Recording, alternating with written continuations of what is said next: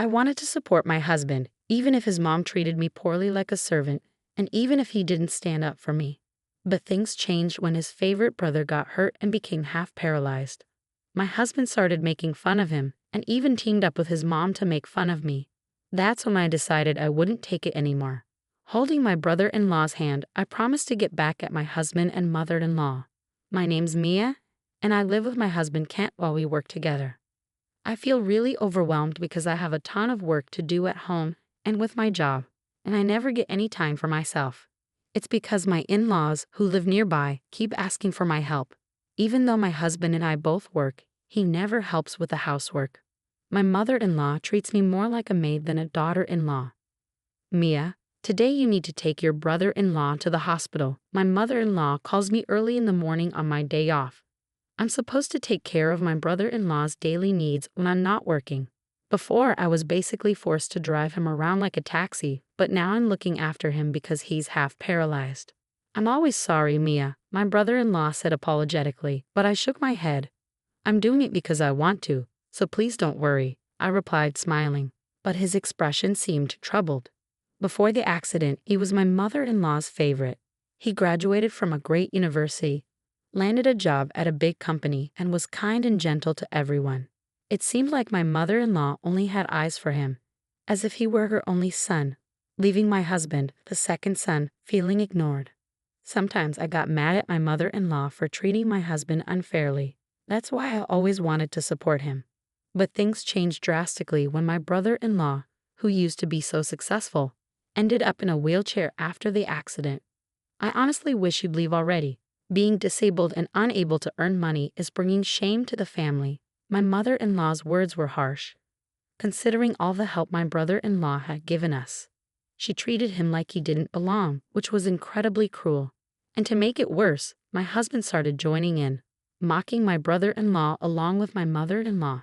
So he's paralyzed and can't even move a hand, huh? Doesn't matter if you went to a fancy university, once you can't walk, it's all downhill from there, right?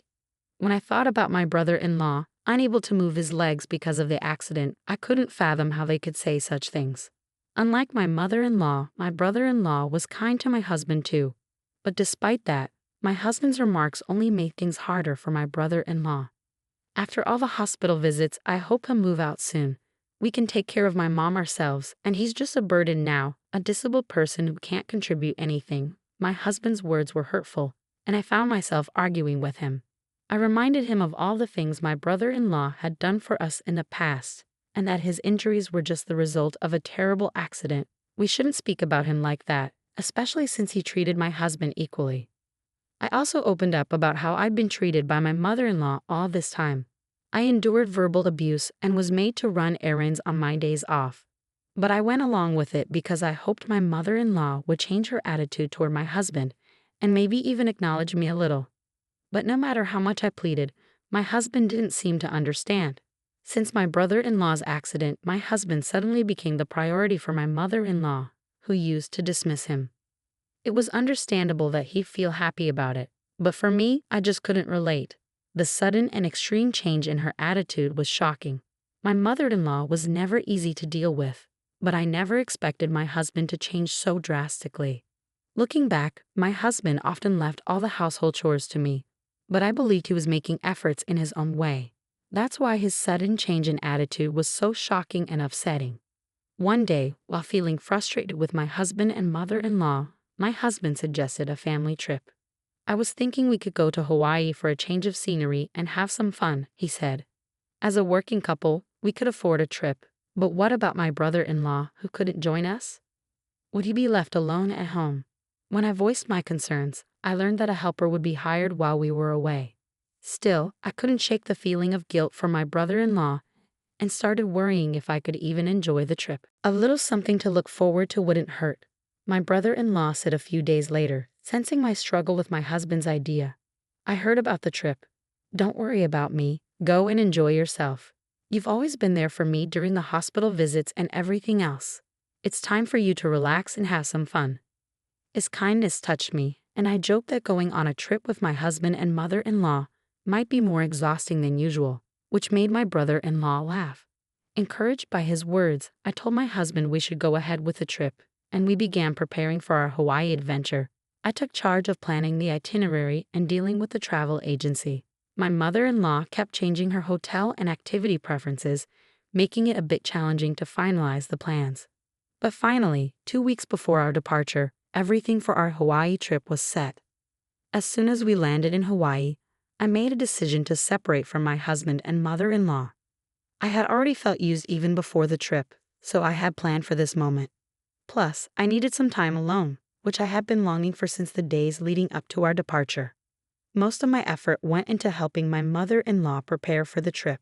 I'd rush to buy the things she needed after work, and on my days off, I'd take her to the store so she could pick out what she wanted. These shopping trips with my mother-in-law would easily take up 4 hours each time. The 2 weeks before our departure were packed with this and assisting my brother-in-law with his hospital visits. Then, on the day of the trip, my husband and mother-in-law chuckled and told me, "You stay and take care of your brother." Those words left me speechless and utterly stunned. "Since I usually take care of my son, this time it's your turn. Hiring a helper costs money, but you do it for free," my husband and mother-in-law joked, laughing it off. Their demeanor left me feeling no anger anymore. They left for the airport without me, and I stood frozen in place even after their car vanished from sight. Once back home, I used the spare key to enter my in-laws' house. I found my brother-in-law lying down in the living room and told him about what had just occurred. "I'm sorry for suggesting the trip, but I never imagined it would turn out like this," I told my apologetic brother-in-law, reassuring him that this outcome was probably for the best. I hadn't expected much from my mother-in-law to begin with, but this incident also revealed my husband's true colors. I struggled to put my feelings into words, but at that point, I didn't really care anymore. As I glanced down at my brother-in-law's immobile lower body and left hand, I suddenly saw him rise to his feet. It was shocking because he wasn't supposed to be able to move like that. "What's happening? How are you standing?" I blurted out in surprise. Unable to contain my astonishment, I asked my brother-in-law, who then explained that he wasn't permanently paralyzed. It turns out he had been wanting to put an end to my mother-in-law's excessive interference for a while. He had chosen to stay at the family home because he couldn't afford to live on his own. "I'm barely making ends meet," he explained. When my mother-in-law insisted on him staying, he felt pressured to comply, fearing it might cause trouble for my husband and me. "My mother spends money recklessly. I thought my life would be ruined if things continued like this."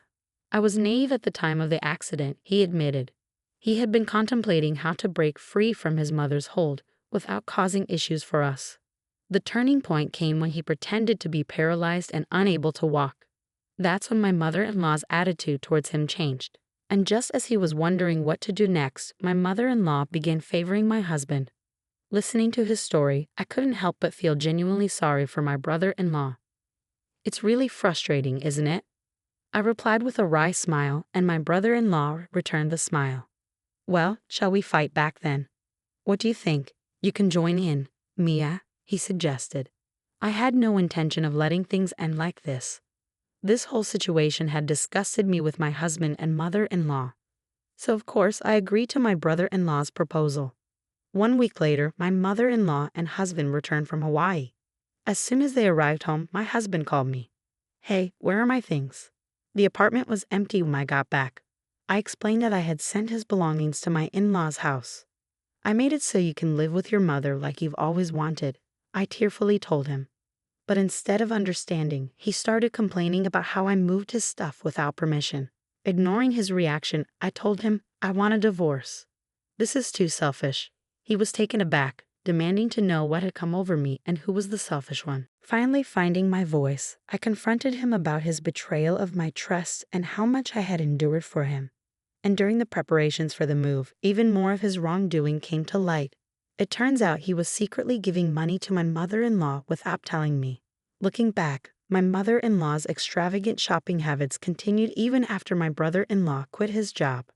I had always assumed he was the one funding her spending, but it turns out he had significantly cut back on his expenses after leaving his job. That meant my mother-in-law must have been getting money from someone else, and the only likely candidate was my husband. "You need to repay the money you've been spending without my knowledge," I know $22,000 had gone missing in the past few months, I told him firmly. In response, my husband offered weak excuses, but nothing he said seemed to justify what he had done. Realizing that everything I said was true, he couldn't come up with any valid reasons. I informed him that my brother-in-law had already moved out, and I was living in a new place. I made it clear that neither my brother-in-law nor I wanted anything to do with him or his mother anymore. It's best for you to go live with your parents. Your family seems to only consist of your mother-in-law, right? I said before hanging up, but my husband's angry voice cut through. You're so insolent. I should have divorced you long ago, just like my mother said, he shouted. Even in that moment, he brought up his mother. Though it was my honest feeling, his words felt like a relief. His straightforward declaration of divorce was appreciated. Shortly after, a pre-filled divorce form arrived from my husband's end. I submitted it to the city office and sorted out the financial matters swiftly. Finally, I was free, but this was just the beginning. I submitted the divorce papers. I informed him over the phone. His response was curt. Now that I don't have a nagging wife and a disabled brother around, things will be much better for me. This is the best outcome, huh? He laughed. I laughed too, adding, your brother-in-law has semi-retired and is enjoying life abroad. And did you know he wasn't actually paralyzed? Oh, and your mother-in-law has some debts, so good luck with that. I thought I heard him say, huh. But I hung up, blocked his number, and decided he was just a stranger now, someone I didn't need to care about anymore. A month later, I received a letter from my ex-husband, Kent, sent through a lawyer. The letter was a mix of complaints, apologies, and an unthinkable proposal. To remarry me. I'd often wish you were still with me. My salary alone can't support my mother anymore. It's impossible, he lamented in the letter. It was filled with such absurd concerns, and I could almost sense the traces of tears in his words, which made me feel nauseous. I promptly threw the letter away. It appeared that my ex-husband had lost all his assets trying to repay my mother-in-law's debts. Yet it wasn't enough, and they ended up losing the family home. As for my mother-in-law, she was desperately searching for my brother-in-law, who had gone overseas. According to my brother-in-law, she had been reaching out to his acquaintances and former colleagues. Despite her efforts, none of them intended to disclose his whereabouts. And even if she did find out, she wouldn't be able to go there. This situation was putting my second son at risk.